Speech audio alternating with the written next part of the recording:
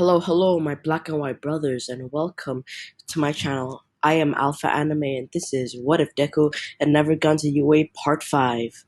So now, let's get into it. Where we last left off, Toga and Deku had been drinking too much, so they were really hydrated. They had way too much water, if you're picking up what I'm putting down. Also, Deku had just entered his room to go and sleep. Then, guess what? Toga had just walked in, also being a little bit hydrated. So, let's just say that the night was filled with aggressive hugging.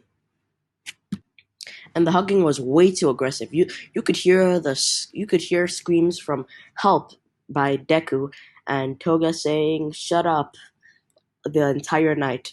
Everyone was like, yo, what's going on in there? Then Dabi says, what do you think's going on in there? They're just having a little bit of fun.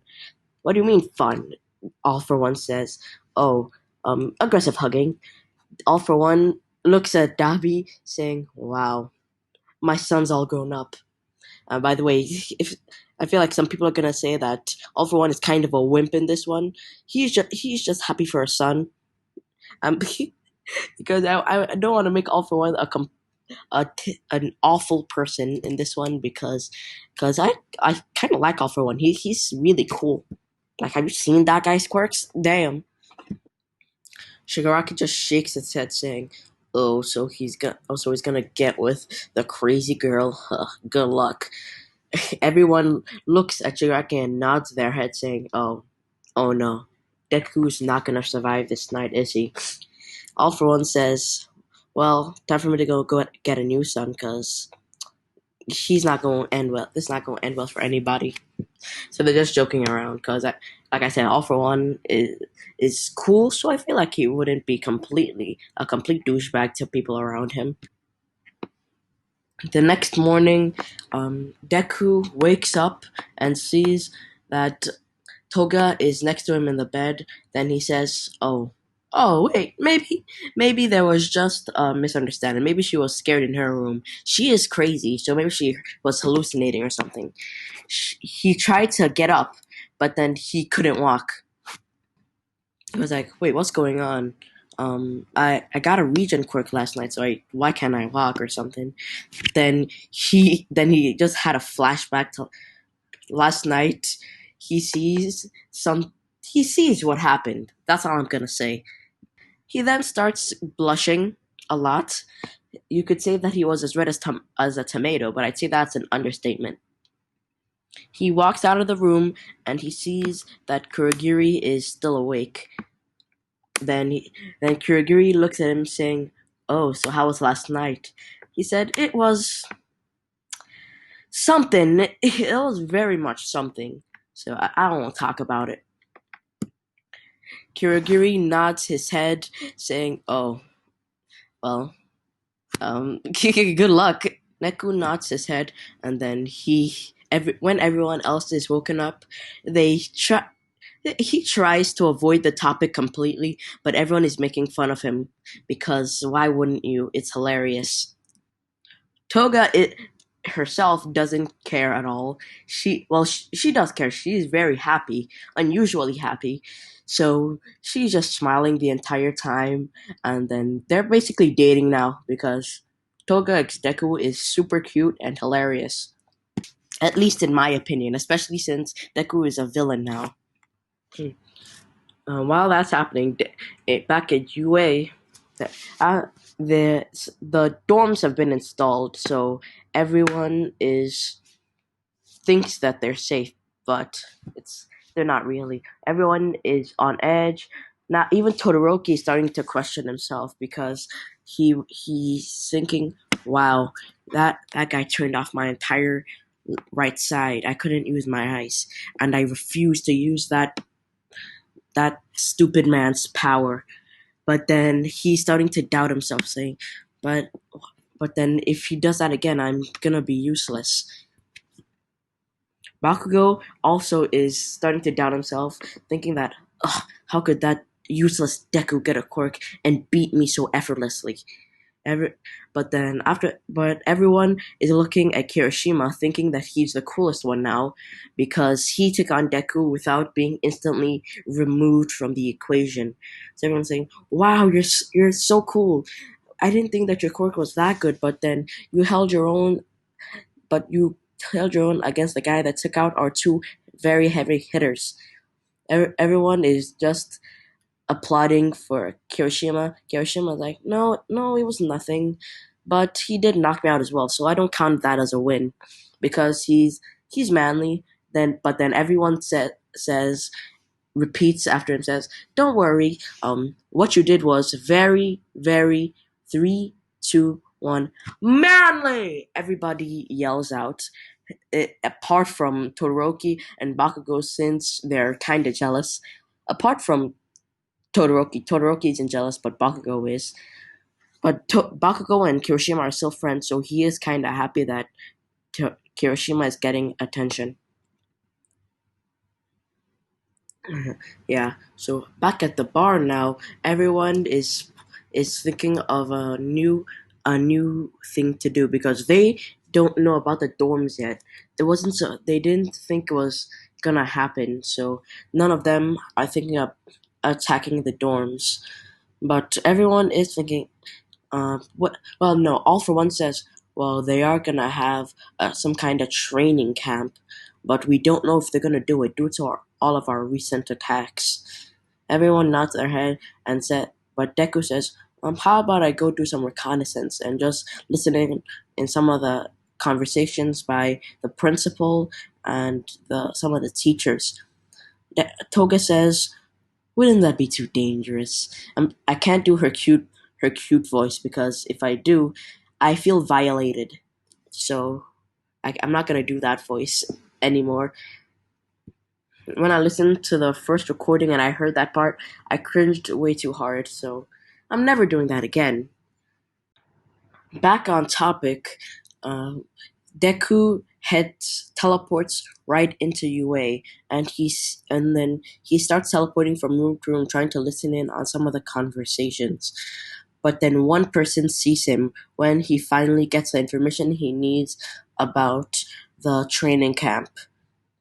Bakugo, no, Todoroki sees him.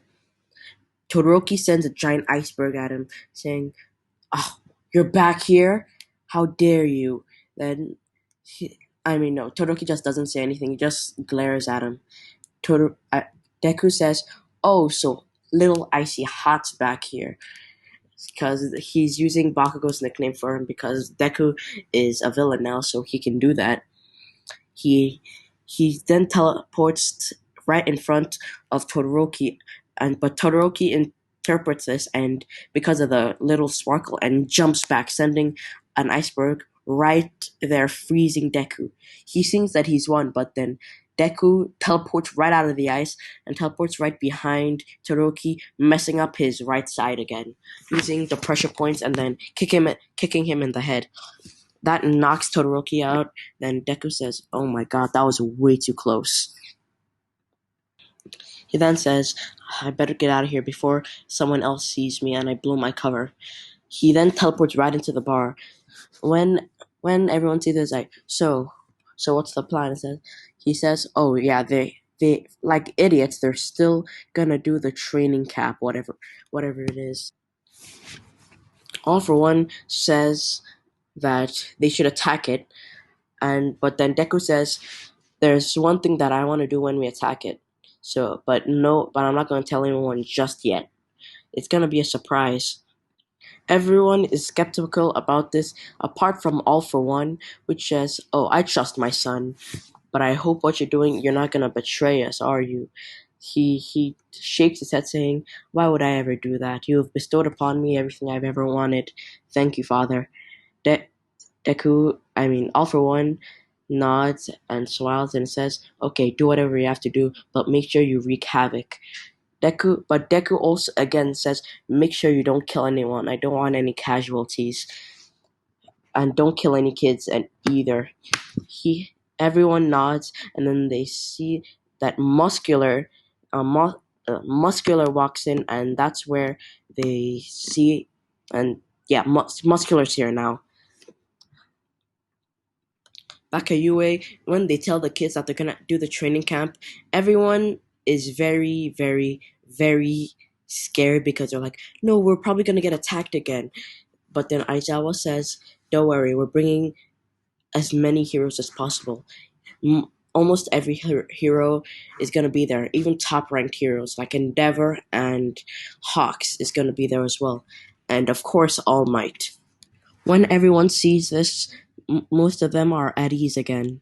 But still, some of them, like Ida, are still really skeptical about it. But he keeps it to himself and tries not to be a little piece of crap about it. On the way to the training camp, where only three of the heroes were there, um, Deku says, Deku actually ambushes them and teleports right in front of the vehicle. But then he's disguised himself. Then everyone says the bus stops abruptly, and then they since they don't know it's Deku, they say, "Hey kid, what are you doing all the way out here?" Then Deku proceeds to teleport into the vehicle, pu- punch. No. He teleports into the vehicle, starts to fight the four heroes that are on board, which is Aizawa and the mighty pussycats. The ragdoll and the others. I don't remember any of the other names. Aizawa stops Deku's teleportation ability when he sees this, and then what Deku still has his pressure point ability.